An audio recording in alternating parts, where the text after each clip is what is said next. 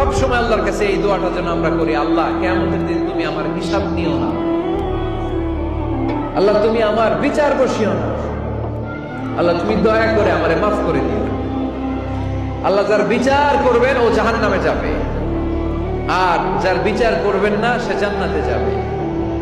আল্লাহ যদি বিচার করে আর পাই টু পাই হিসাব নেয়, নামাজ পড়লি না কেন, রোজা রাখলি না কেন, মিথ্যা বললি কেন, খাদ্যে ভেজাল দিলি কেন, মাছে ফরমালিন দিলি কেন, যৌতুক খাইলি কেন, ঘুষ খাইলি কেন, উল্টাপাল্টা করলি কেন, জিনা করলি কেন, একটার পর একটা প্রশ্ন বানে যদি সেই ভয়ঙ্কর দিনে আল্লাহ আমাদেরকে জর্জরিত করে, আমাদের কোনো উত্তর আছে?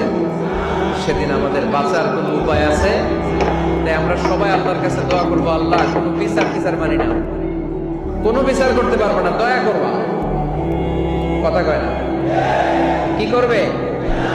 এবার আওয়াজ করে বলেন, বিচার চান না দয়া চান?